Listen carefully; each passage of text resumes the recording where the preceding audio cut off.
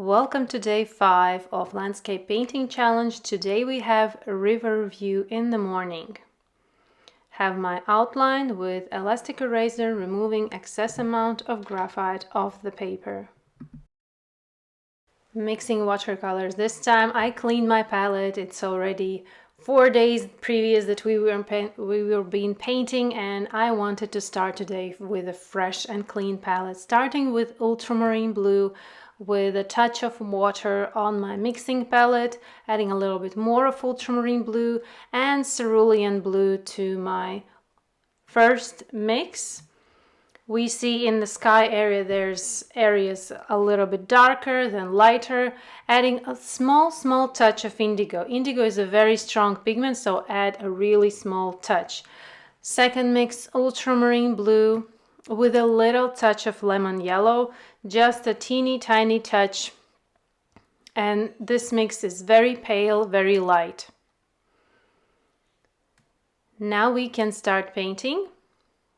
I also noticed that some parts of sky and reflection has more violet color tones, so I'm taking manganese violet with a little touch of ultramarine blue that was already on my palette. Here I have a bigger flat brush for sky area. Be sure that your water is clean after mixing watercolors.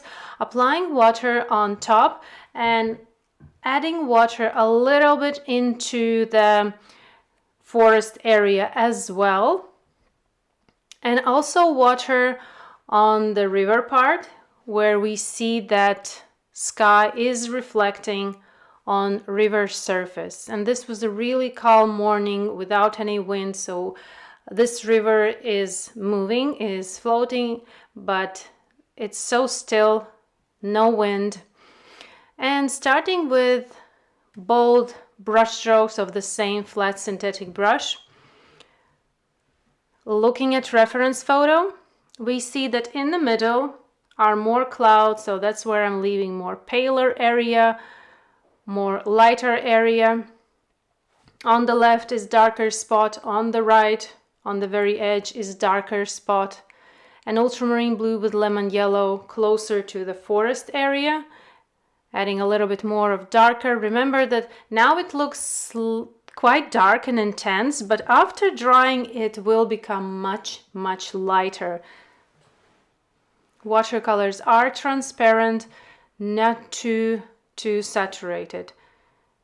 With paper towel we can lift watercolors if we overpainted too much and we don't have place for clouds.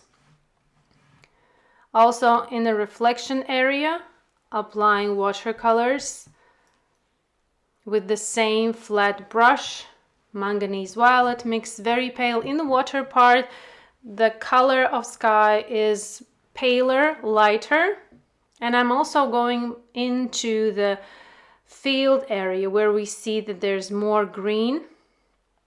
Grass is growing, flowers, and I'm adding very pale amount of blue color there as well. And now with clean and dry brush of this flat synthetic brush, I'm lifting area of where is the river, but where the grass is going into that part. If I will leave only blue, then I can't paint vividly looking grass in that area. It will be still darker if I will paint it on top of blue color. But if I lift out and while the surface is still moist, it lifts so easily. You can manage watercolors while the surface is slightly moist a lot. You can change a lot. Now here I'm smoothing the edge where I went into the green part, but I want to have this smooth transition, not a very crisp edge line. Lifting more, and as I lift, I also lift my brush so that the end of this very light line becomes thinner as it reaches the end. And also smoothing blue color closer to the forest area. And now with paper towel, my sky area is still slightly moist. I can blend edge of sky and clouds, making it more fluffier, smoother, without any crisp edges. And after drying, this really looks nice. Adding little brush strokes of very light blue here and there, where we see that between clouds there's some little bit of blue, and dumping paper towel to smooth the edges. This is all done in one sitting, in one painting session, while the surface is moist, and we applied sky area, river area, which is reflecting sky color, lifted out some grass so we can later add it on, smooth the edges where the blue color goes into the forest and into the grass field, blending everything, smoothing, not overworking too much here. This is really good for first layer. And now 10-15 minutes have passed. My paper is completely dry. You need to be sure that it's completely like 1000% dry. And I'm erasing still some visible graphite lines, especially where the grass is going into the water. I don't want to have some unnecessary graphite lines, and it erases very nicely. After one layer you can erase, but be careful so that paper is dry. Otherwise you will damage paper with erasing. And don't push too hard. Do it really, really gently. If you push too hard with graphite, it will not be possible to erase, but if you did it lightly, it's really possible. Cleaning some part on my mixing palette and adding water.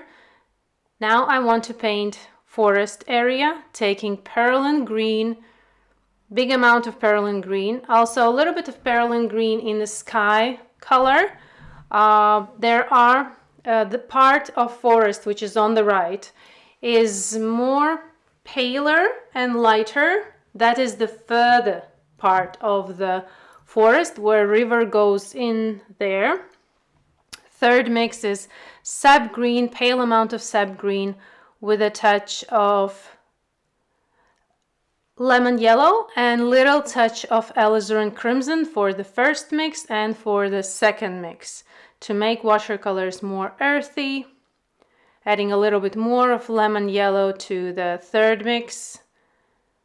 Separately on mixing palette, placing perylene green together with alizarin crimson and transparent yellow.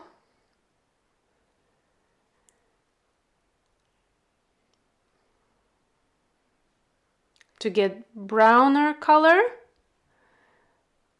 and a little bit of main mix of perylene green,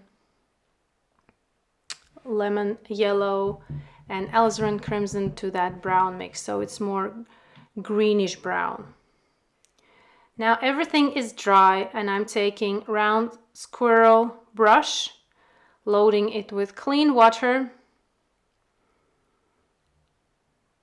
both sides of forest, and I'm starting the one that is on the right.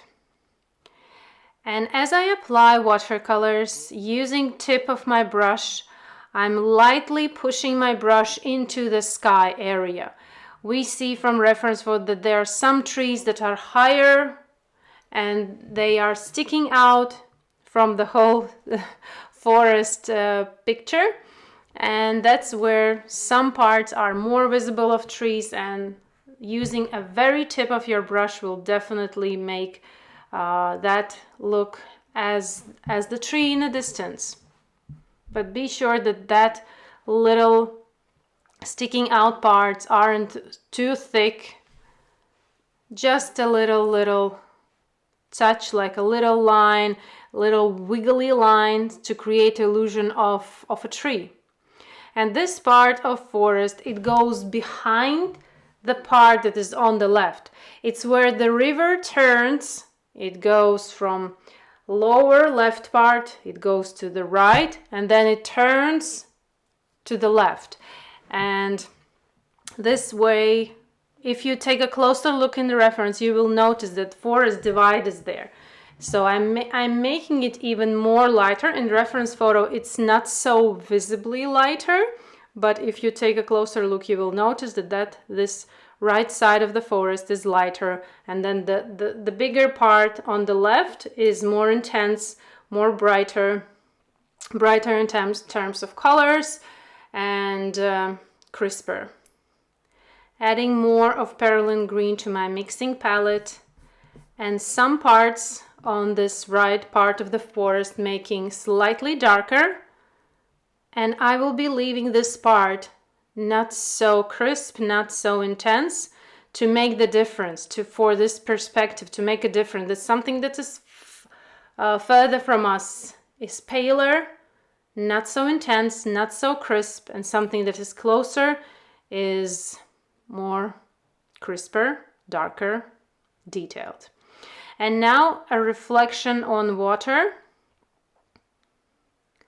applying with round synthetic brush in few movements, trying to, in this tutorial with the landscape painting, I'm trying to teach myself to not overwork, to be more with watercolors freer, and as to create this fresher look.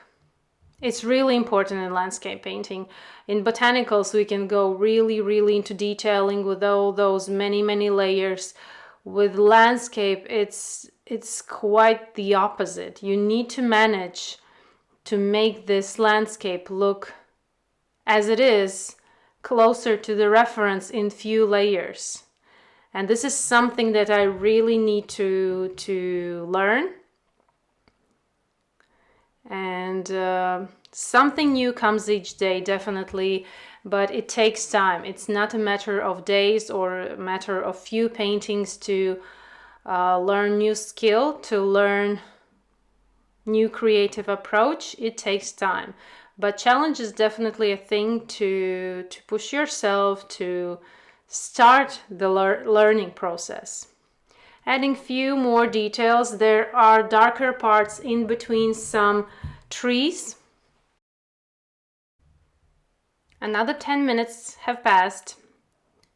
Everything is dry on my paper, and adding perylene green with sap green and little touch of alizarin crimson, and ready to start painting other part that is on the left, the forest part that is bigger, more detailed, crisper, rather than the one that is on the left. Sap green with lemon yellow separately. Now the lower part of this forest is lighter that we see in the reference, and the upper part is darker. Applying water with round squirrel brush and leaving that little line before water uncovered with water. That is the area that is much lighter, and I will apply it later. And with round synthetic brush, loading watercolor mix and painting.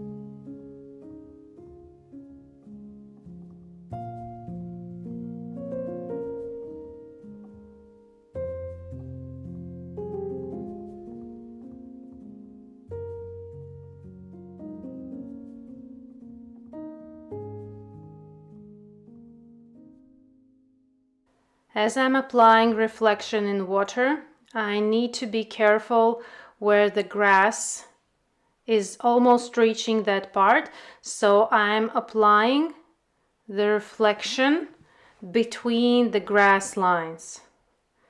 So this is a tricky part, be careful, don't rush here. And smoothing the applied layer.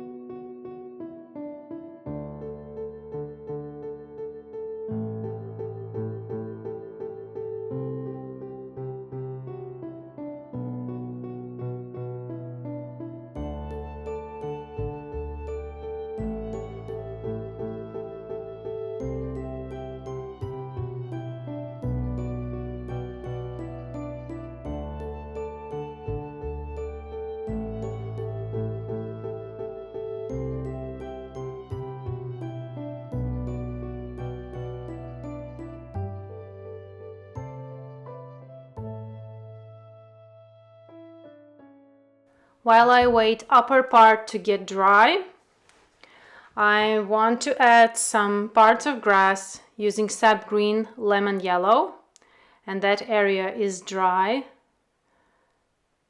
I will add this light, very yellowish green watercolor mix in the areas where I have lifted out watercolors, where longer grass is visible on top of river part.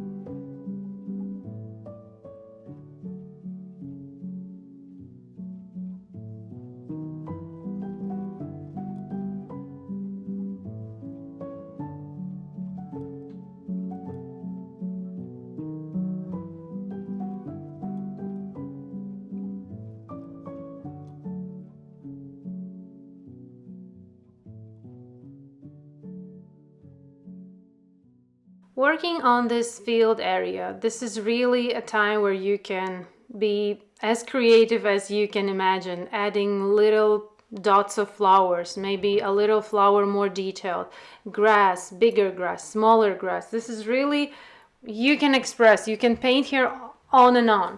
Now moving back to the forest area, using finer tip brush, and I have still visible outlines of tree groups that I saw in reference, and I outlined them like little mountains in that part of the forest. So what I'm doing right now is I'm adding darker part behind a lighter part of trees. You can pause the tutorial here and take a look at the reference that there's like these little bunches of lighter tree, then behind that lighter tree there is a darker area of another part of a bunch. So what I'm doing is I'm adding that shadow, leaving that lighter part visible as it is. And this can take quite a while that you are adding those shadows. I'm not separating these bunches with outlines. I'm separating them with this shadow of a next bunch that is behind that lighter tree group. And that is very similar to painting botanicals and flowers, that we are not separating petals, leaves with outlines, but with shadow. This is quite the same here as well.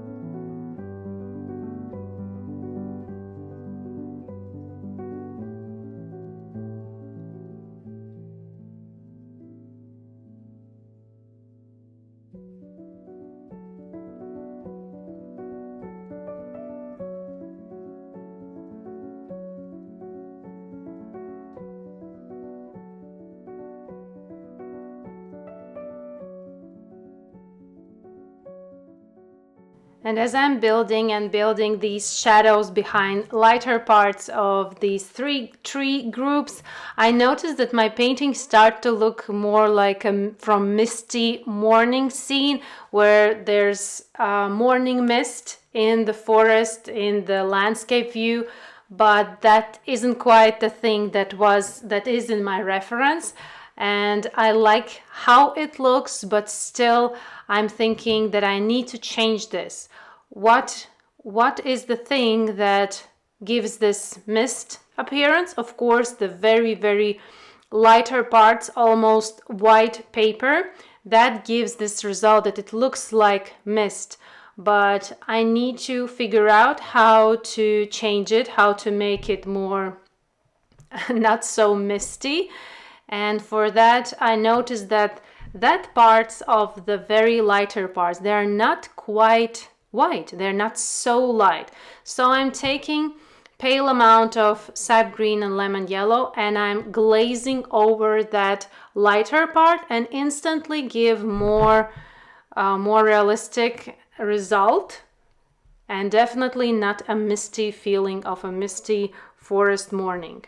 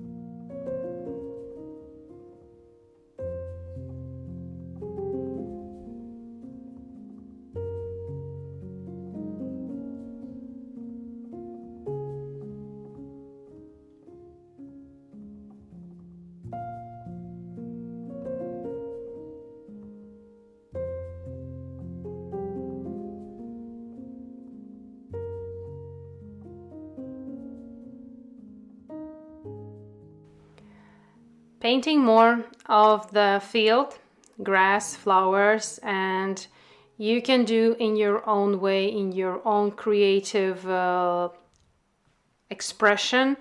You can make flowers, you can make only different color of green grass, different kinds of grass type, or add flowers. This is really up to you. Don't completely follow and do the same what I'm doing. It's not even possible, because some brush strokes are really just an expression of a brush stroke.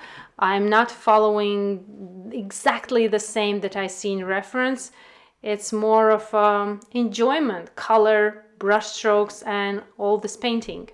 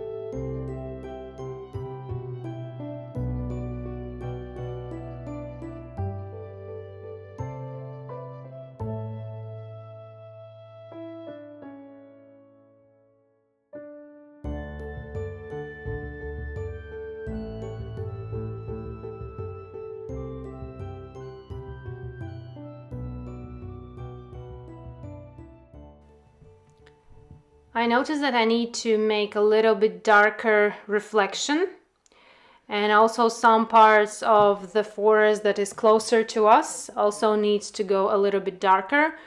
Careful with the reflection area where the grass meets that part, painting carefully around it, smoothing the applied layer. Now is the moment when I am adding more details, more intensity. I have the composition, everything is placed. Now is the time that you add details. If you need maybe somewhere shadows, also if needed. And this is the moment when I tell myself, don't overwork. And I think I'm slightly overworking this piece, but I wanted to add as much details. But with landscape painting, it's slightly different. It's trying to finish in few layers. I still haven't figured out how to do that, but this challenge is for me to learn, at least try to learn this new technique, and I'm definitely learning, even if I'm not very close to the result I want to have, but still it's a practice, it's a learning experience, and I'm definitely enjoying it.